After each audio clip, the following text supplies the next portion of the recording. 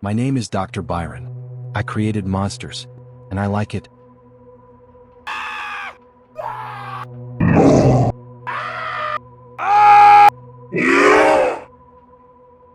I knew it was the worst idea of my life, but I didn't care. The first was Colt, a Wild West gunslinger, a great basketball player. At first I even felt sorry for him. But there was something I really liked about him, and I realized that he was just what I needed. He was an ordinary guy. He loved listening to music. He loved playing basketball. But I decided to improve it, make it better than its peers. I calculated everything down to the last detail, but his body's reaction was different. I created a monster. At first I was very scared, and I didn't know what to do. I sent my people to him, to calm him down. I wish they will be alive. Then I felt something incredible. I realized that this was my destiny, to create monsters. The next target was a simple boy who was studying at school. I knew he was still too young, so I figured his body would have an even more horrific reaction. At that moment he was sitting at his desk, and he didn't even suspect that this was his last normal day. I locked him in an electric cage to see how his body copes with the current. When I realized everything was fine, I gave his body a jolt of adrenaline, a jolt of electricity. It worked. He turned into a monster that would scare any brawler. But I wasn't going to let him go. I called the special forces there and forced them to bring him to me. Subject 3 was no easy task. He knew more about death than anyone else, and that made it one of my most interesting experiments. It was one of my best experiences. He was a simple undertaker, but he had a strange body, unlike the others. I promised him, if everything goes according to my plan, he will be unrivaled. He didn't agree, but I didn't care about his opinion. I needed results. I got the result. It was magnificent. Perfection in the body of an undertaker. But I couldn't just let him go, thanks to my friend, who owned the cemetery. I've always liked farmers. They did the dirty work, so you could eat well.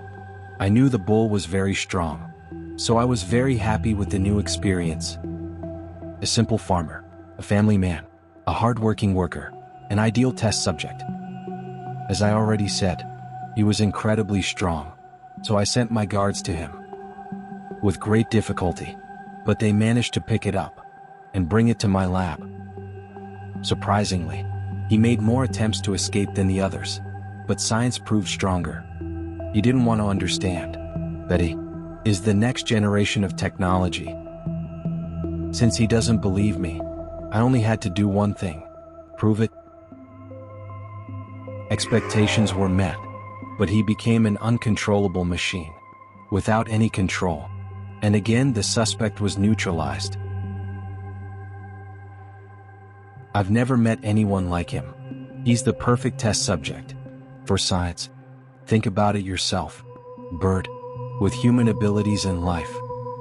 Oddly enough, he worked at the zoo, and he loved birds and animals. And I saw a connection in it, a connection that will lead to a new stage of technological development. My people tried to negotiate with him, to negotiate amicably, but it was useless. When he turned them down again, they had no choice. He really should have thought about it. His threats were useless. He simply didn't know who he was dealing with and who they were. Even in the car, he tried to prove that they would regret it, but then, for some reason, he fell silent. When I first saw him in person, my happiness knew no bounds. He was lying at my feet, and he didn't understand what awaited him. His escape attempts were terrible, but he made them. I pulled the trigger. I discharged a 220-volt shock at him, but it wasn't enough for him. I asked the head of my security to come to me with his signature weapon.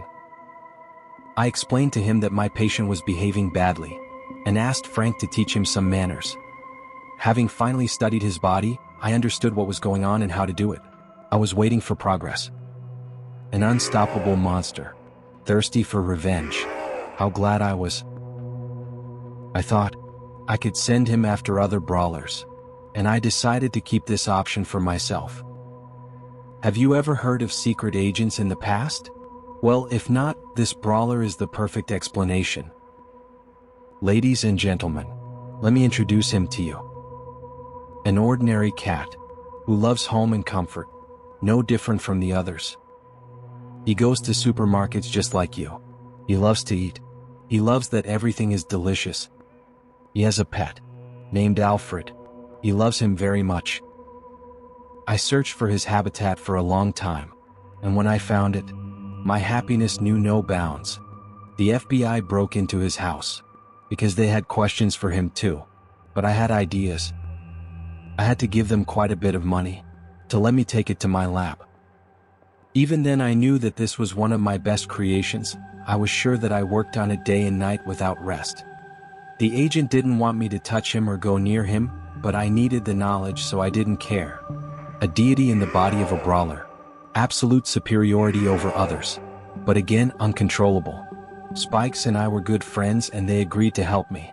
Thanks to them for that. The arrival of the bus always ended badly, but it seems not this time. He paid me huge amounts of money to create new brawlers, but he always came in angry and unhappy, and wanted to harm me. Today was the same. I was scared.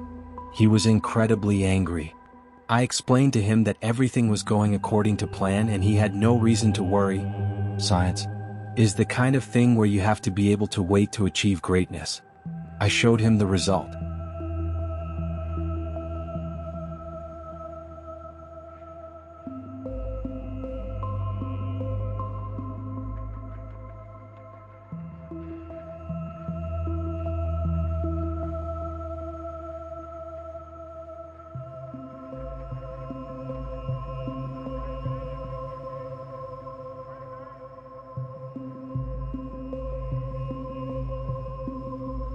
But one managed to escape.